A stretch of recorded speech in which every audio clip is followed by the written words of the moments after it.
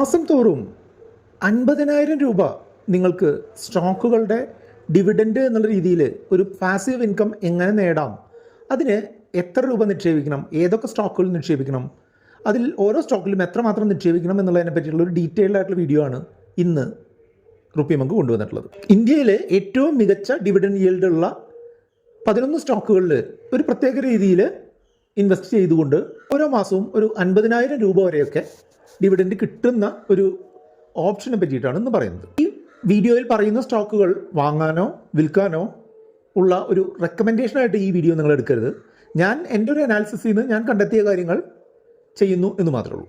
ഇന്ത്യയിൽ ഏറ്റവും മികച്ച രീതിയിൽ നേട്ടം തരുന്ന, ഏറ്റവും മികച്ച രീതിയിൽ ഡിവിഡൻഡ് തരുന്ന, എന്നാൽ ഗ്രോത്ത് വലിയ കുഴപ്പമില്ലാത്ത തരത്തിലുള്ള 11 സ്റ്റോക്കുകളെ പറ്റി അറിയാനും ഈ 50,000 രൂപ എങ്ങനെ നമ്മൾക്ക് മാസം തോറും നേടാമെന്ന് അറിയാനും ആഗ്രഹമുള്ള ആളുകളുണ്ടാവും.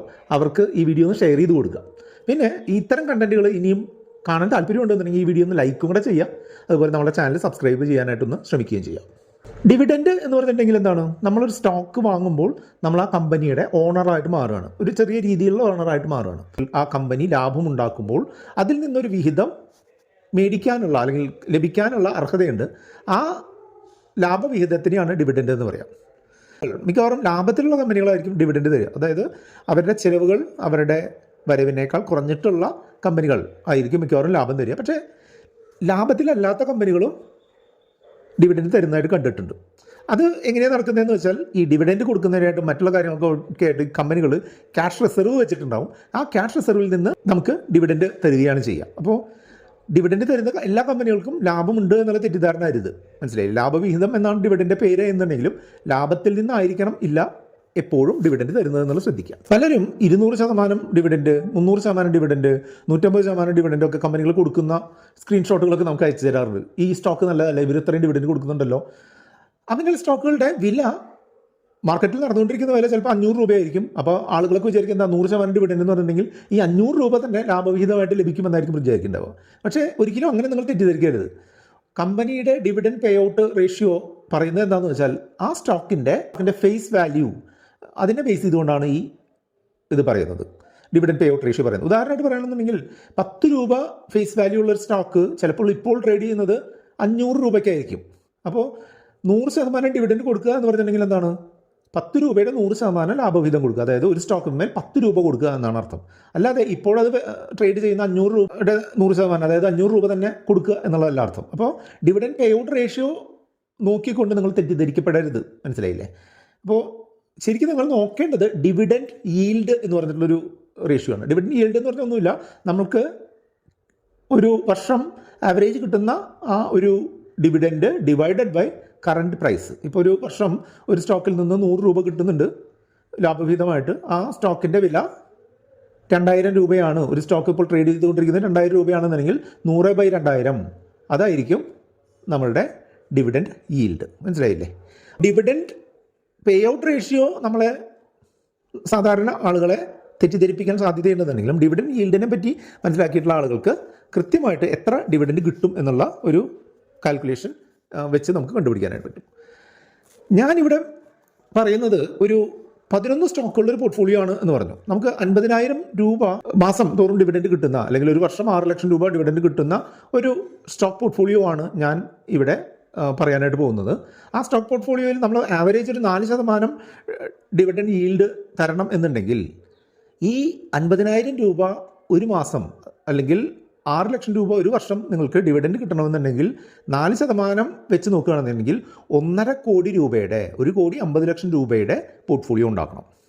അപ്പോൾ ഈ 1.5 കോടി രൂപയുടെ പോർട്ട്ഫോളിയോയിൽ ഏതൊക്കെ സ്റ്റോക്കുകൾ വേണം, ഏതൊക്കെ 11 സ്റ്റോക്കുകളാണ് ഞാനായിരുന്നു ഇത്തരമൊരു ആവശ്യത്തിലേക്ക് പോകുന്നത് എന്നുണ്ടെങ്കിൽ, എൻ്റെ കയ്യിൽ 1.5 കോടി രൂപയുണ്ടെന്നുണ്ടെങ്കിൽ എനിക്ക് 50,000 രൂപ മാസം കിട്ടുന്ന രീതിയിലുള്ളൊരു ഡിവിഡൻഡ് പോർട്ട്ഫോളിയോ ചെയ്യണമെന്നുണ്ടെങ്കിൽ ഞാൻ ഏതൊക്കെ സ്റ്റോക്കുകളാണ് വാങ്ങാൻ സാധ്യതയുണ്ടായിരുന്നതെന്നാണ് ഈ വീഡിയോയിൽ പറയുന്നത്. ഈ സ്റ്റോക്കുകൾ dividend yield dividend pay out റേഷ്യോവോ മാത്രം നോക്കിക്കൊണ്ടല്ല ഞാൻ കണ്ടുപിടിക്കുന്നത്. ഡിവിഡൻഡ് yield 2% കൂടിയിട്ടുള്ള സ്റ്റോക്കുകൾ എന്ത് വന്നാലും കൺസിഡർ ചെയ്യുന്നുണ്ട്. അതുപോലെ റിട്ടേൺ ഓഫ് ക്യാപിറ്റൽ എംപ്ലോയിഡ്, നമ്മളുടെ ഈ കമ്പനിയുടെ ബിസിനസ്സിലേക്ക് ഇടുന്ന ക്യാപിറ്റൽ എന്തുമാത്രം റിട്ടേൺ ജനറേറ്റ് ചെയ്യുന്നു, അല്ലെങ്കിൽ റവന്യൂ ജനറേറ്റ് ചെയ്യുന്നു എന്നുള്ളതിനെ ബേസ് ചെയ്തിട്ടുള്ള ഒരു ഫാക്ടർ കൂടെ കൺസിഡർ ചെയ്യുന്നുണ്ട്. അത് ഒരു 15% കൂടുതലുള്ള കമ്പനികളാണ് നല്ല കമ്പനികളായിട്ട് ഞാൻ കൺസിഡർ ചെയ്യുന്നത്. അതുപോലെ ലാസ്റ്റ് 5 വർഷത്തെ EPS growth, earnings per share growth 10% കൂടുതൽ, ഓരോ വർഷവും 10% സ്റ്റോക്ക് വലുതായിക്കൊണ്ടിരിക്കുന്ന സ്റ്റോക്കുകൾ. അതുപോലെ മാർക്കറ്റ് ക്യാപിറ്റലൈസേഷൻ 10,000 കോടി, അത്യാവശ്യം മീഡിയം ടു ലാർജ് സ്കെയിലുള്ള കമ്പനികൾ മാത്രമാണ് നമ്മളിതിൽ നോക്കുന്നത്. അപ്പോൾ ഈ 4 പാരാമീറ്റർ വെച്ചിട്ടാണ് നമ്മൾ ഈ സ്റ്റോക്ക് പോർട്ട്ഫോളിയോ കണ്ടുപിടിക്കാനായിട്ട് പോകുന്നത്.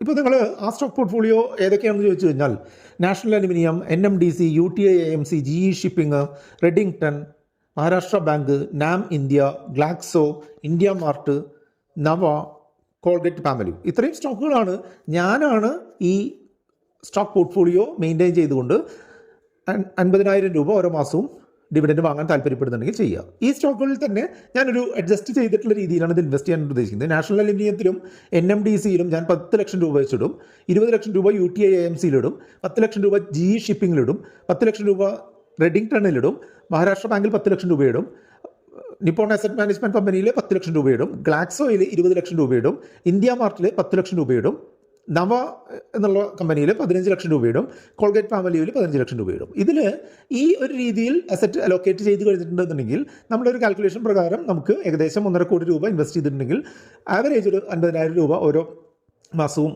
എന്നുള്ള രീതിയിൽ, അല്ലെങ്കിൽ 6 ലക്ഷം രൂപ ഓരോ വർഷവും ലഭിക്കുന്ന രീതിയിലുള്ള ഒരു റിട്ടേൺ ഡിവിഡൻഡ് രൂപത്തിൽ കിട്ടും എന്നുള്ളതാണ്.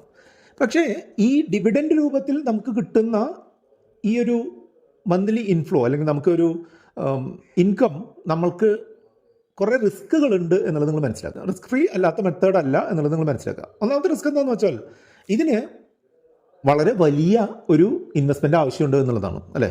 അതായത് 1.5 കോടി രൂപ നിക്ഷേപിച്ചിട്ട് നമുക്ക് ആകെ 50,000 രൂപ വെച്ചാണ് മാസം കിട്ടുന്നത് എന്നുള്ളത് ഒരു റിട്ടേൺ ഓഫ് ഇൻവെസ്റ്റ്മെൻറ്റ് കുറഞ്ഞിട്ടുള്ളൊരു പരിപാടിയാണ്. അതുപോലെ ഈ വർഷം നമ്മൾക്ക് ഓരോ മാസവും 50,000 രൂപ കിട്ടി, അടുത്ത വർഷം ഇതുപോലെ 50,000 രൂപ കിട്ടണമെന്ന് യാതൊരുവിധ ഗ്യാരണ്ടിയില്ല. ഈ കമ്പനികൾ മോശമായിട്ട് പെർഫോം ചെയ്ത് കഴിഞ്ഞാൽ ഡിവിഡൻഡ് കുറയും, അപ്പോൾ നമുക്ക് കിട്ടുന്ന ഡിവിഡൻഡും കുറയും. അതുപോലെ മാർക്കറ്റ് റിസ്ക് എന്തായാലും ഉണ്ടല്ലോ. സ്റ്റോക്ക് മാർക്കറ്റിൽ ഉയർന്ന് പോകാനുള്ള സാധ്യത പോലെ തന്നെ സ്റ്റോക്ക് മാർക്കറ്റിലുള്ള ഈ സ്റ്റോക്കുകൾ താഴ്ന്ന് പോകാനുമുള്ള സാധ്യതയുണ്ട്. അതുമാത്രം അല്ല, ഈ ഡിവിഡൻഡായിട്ട് കിട്ടുന്ന തുക, അല്ലെങ്കിൽ ഡിവിഡൻഡായിട്ട് ഈ കമ്പനികൾ കൊടുക്കുന്ന തുക ഓരോ വർഷവും വ്യത്യാസപ്പെടുന്നതോടൊപ്പം തന്നെ ചിലപ്പോൾ ഒരു പ്രത്യേക വർഷമോ അല്ലെങ്കിൽ പ്രത്യേക ക്വാർട്ടറിലോ ഈ കമ്പനിയുടെ ബോർഡ് ഡിസൈഡ് ചെയ്യാണ് ഈ കൊല്ലം ഡിവിഡൻഡ് കൊടുക്കേണ്ടതിന് പകരമായിട്ട് നമുക്ക് ഗ്രോത്ത് ഓപ്പർച്യൂണിറ്റികൾ നോക്കുകയാണ് വേണ്ടത് എന്ന് ഡിസൈഡ് ചെയ്യുന്ന ഒരു കമ്പനിയിൽ നിന്ന് ആ വർഷം ഡിവിഡൻഡ് കിട്ടാതെ വരികയും ഒരു ഇൻകം കിട്ടാതെ വരികയും ചെയ്യും എന്നതാണ്. ഇനി ഞാൻ ഇത് ചെയ്യുന്നുണ്ടോ ഇല്ലയോ എന്ന് ചോദിച്ചു കഴിഞ്ഞിട്ടുണ്ടെങ്കിൽ ഞാൻ ഈ ഡിവിഡൻഡിന് വേണ്ടി മാത്രമായിട്ട് സ്റ്റോക്ക് പോർട്ട്ഫോളിയോ മെയിൻറ്റെയിൻ ചെയ്യുന്നില്ല. അതായത് ഇത് ഞാൻ പേഴ്സണലി ഫോളോ ചെയ്യുന്ന ഒരു മെത്തേഡല്ല. പരമാവധി എൻ്റെ വീഡിയോകളിൽ ഞാൻ ഫോളോ ചെയ്യുന്ന മെത്തേഡാണ് ചെയ്യാറുള്ളതെന്നുണ്ടെങ്കിലും നമ്മുടെ വീഡിയോ ആവശ്യപ്പെട്ട സുഹൃത്ത് അദ്ദേഹത്തിന് 50,000 രൂപ മാസം ഡിവിഡൻഡ് കിട്ടാനുള്ള മാർഗ്ഗം ഉണ്ടോ എന്ന് ചോദിച്ചപ്പോൾ ഞാൻ ഒരു ഇൻവെസ്റ്റിഗേറ്റ് ചെയ്ത് കണ്ടുപിടിച്ചിട്ടുള്ള ഒരു സെറ്റ് ഓഫ് സ്റ്റോക്കുകൾ പറഞ്ഞു തന്നു എന്ന് മാത്രമേ ഉള്ളൂ. ഒരു കാരണവശാലും ഇത് റെക്കമെൻഡേഷൻ അല്ല. എൻ്റെ ഒരു അപ്രോച്ച് എന്ന് പറഞ്ഞിട്ടുണ്ടെങ്കിൽ ഒരു ലോങ് ടേം വെൽത്ത് ബിൽഡിങ്ങിനായിട്ട് ചെറിയ രീതിയിൽ സ്റ്റോക്കുകളിലും മ്യൂച്വൽ ഫണ്ടുകളിലും അലോക്കേഷൻ കൂട്ടുകയും അതിൽ ഡിവിഡൻഡ് ഉള്ള കമ്പനികളുണ്ടെന്നുണ്ടെങ്കിൽ അതിൽ ഡിവിഡൻഡ് ഉപയോഗിച്ച് കാര്യങ്ങൾ നടത്തുകയും ചെയ്യുക എന്നുള്ളതാണ്. അതുകൊണ്ട് തന്നെ ഒരു ഗ്രോയിങ് കമ്പനികളിൽ ഇടാനാണ് ഞാൻ പരമാവധി ശ്രമിച്ചിട്ടുള്ളത്. ഇത്തരം ഡിവിഡൻഡ് ഫോക്കസ് ചെയ്തിട്ടുള്ള കമ്പനികളിൽ ഞാൻ ചെയ്യാറില്ല. അതുമാത്രമല്ല, NMDC പോലെ, നാഷണൽ അലുമിനിയം പോലെ ഒരു പബ്ലിക് സെക്ടർ ഫ്ലേവർ വരുന്ന കമ്പനികൾ ഞാൻ പരമാവധി ഒഴിവാക്കുകയാണ് വരുന്നത്. ഡിവിഡൻഡ് മാത്രം നോക്കി നടക്കുന്ന ആളുകൾക്ക് ഇത്തരം പോർട്ട്ഫോളിയോകൾ നന്നായിരിക്കും. പക്ഷേ കൂടുതൽ ആളുകൾക്ക് ഇത്തരം പോർട്ട്ഫോളിയോകൾ ഉപകാരപ്പെടാറില്ല, അല്ലെങ്കിൽ അത് ഫോളോ ചെയ്യുന്ന അത്ര നന്നാവില്ല എന്നുള്ളൊരു റിസ്ക് എലമെൻറ്റ് മനസ്സിലാക്കിക്കൊണ്ട് മാത്രം ഈ കാര്യം ഫോളോ ചെയ്യുകയോ ചെയ്യാതിരിക്കുകയോ ചെയ്യുക. ഇതിനെപ്പറ്റി എന്തെങ്കിലും അറിയാനുണ്ടെന്നുണ്ടെങ്കിൽ നമ്മുടെ വാട്സപ്പ് നമ്പറായിട്ടുള്ള 8848030018 നിങ്ങൾക്ക് കോൺടാക്ട് ചെയ്യാം. വീഡിയോ ലൈക്ക് ചെയ്യാനും കമൻറ്റ് ചെയ്യാനും കൂട്ടുകാരുമായിട്ട് ഷെയർ ചെയ്യാനും മറക്കരുത്.